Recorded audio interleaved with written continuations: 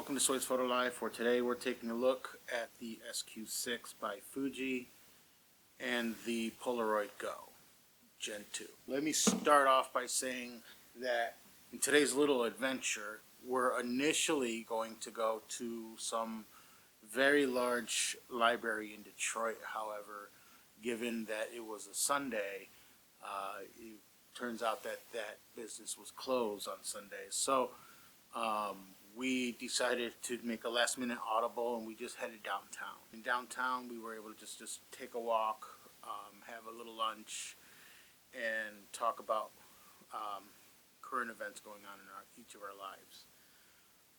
So we're able to get together, and this was also a chance for me to take out both the SQ6 and the Polaroid Go and kind of do a little bit of a comparison. My findings were a little interesting, to say the least. Not what I thought was what it was going to be like, in good and bad ways. Let me first start off with the Polaroid Go, and I will say it's very cool to just do selfies with. When you're doing a quick selfie, it's the perfect little camera to do that with. Anything outside of I feel like anything outside of portraits, it kind of fails. Irks me a little bit. It's just the size of the photo. It's a cute size, but I don't know. It keeps me wanting more, if you will. But also because it's Polaroid, and unfortunately the chemicals in Polaroid are very temperature sensitive. Today was very cold, so a lot of my photos came out kind of bluish. Occasionally we were indoors, and we got a pretty good kind of neutral color effect. So I did get some, just like not as many hits versus misses, in my opinion. So it like I said, it's all right. It's okay. I did acquire, disclaimer, I did acquire the Fuji SQ6 through a hand-me-down through another family member. I guess they didn't want it. It's not what they were thinking it was going to be like or whatever, but they decided to donate it to me, and I'm happy to say that in my hands, I really like it. And these have just been very consistent with its exposures, with the shadows, with the blacks and the whites. I have heard many times that that there's a very fine area before your whites blow out or your blacks get too dark. But for me, I'm a-okay with it. They remind me of a very 90s action camera, if you will. But I like it. And most importantly, they're consistent. They're very, very consistent, picture to picture. I don't have to worry too much about the temperature of the film or the chemicals inside the film. So it's been reliable as far as consistency is concerned. Very much enjoyed it. Very happy to have it in my arsenal now. And thank you to my family member who donated it to me. I'm thoroughly liking it. In fact, I actually liked it so much that I decided to go ahead and purchase a second Fuji Instax camera that I've yet to actually go out and really test yet, but we'll see how it goes.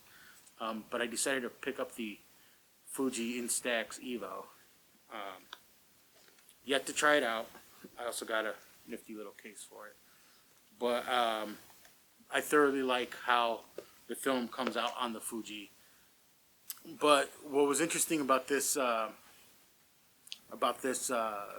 gathering for us today, where it started with like a lunch and just browsing downtown, going amongst downtown.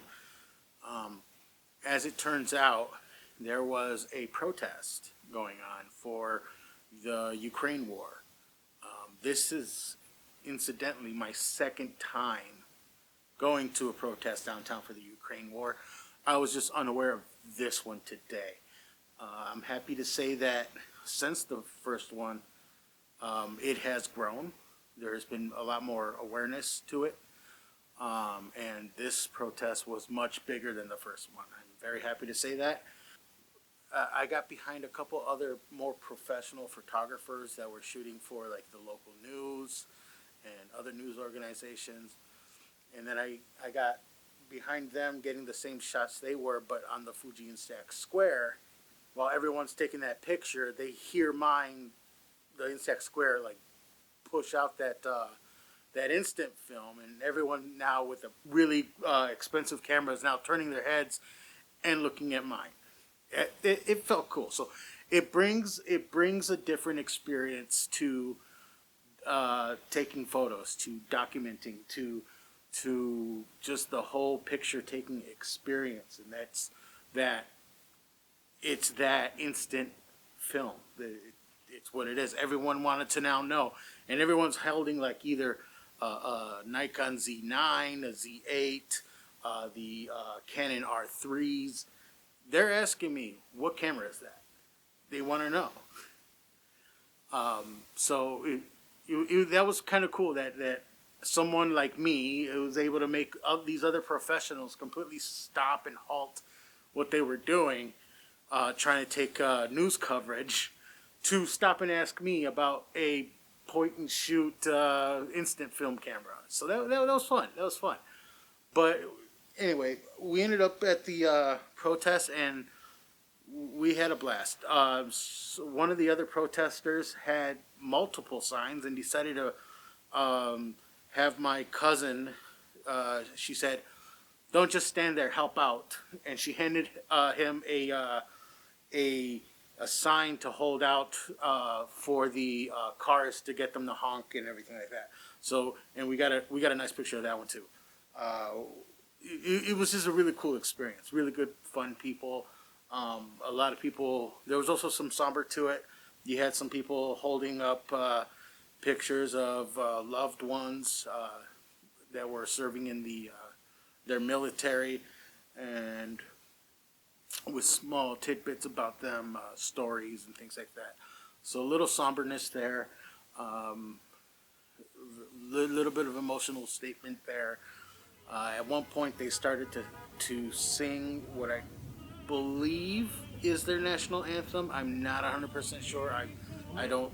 Sorry, I don't understand the language. It felt very patriotic as they started to gather to march out and actually do a kind of a parade out into the city.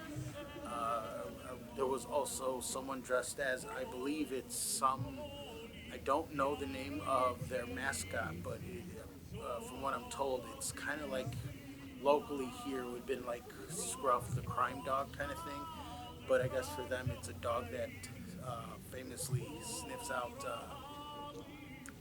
mines out in the war fields. So it, I found it pretty cool that they have a mascot like that. So we got a quick picture of the mascot doing that, and then we after that we started to head out to our favorite pastry place downtown, and yeah, after that we kind of wrapped it up and started heading home. But it was really interesting to have that moment of having all those other photographers with such high shutter speeds and professional gear, have them stop, turn around, and go, what is that? So I'm really hoping the instant photography doesn't die anytime soon, and I'm really hoping that the film photography also makes a stronger comeback, because I really do think they do add something that we've kind of lost in the past couple decades with digital. So I would like to see it come back even further. But yeah, that's all I have for you today. Thank you for joining me today. Yeah, I'll see you next time.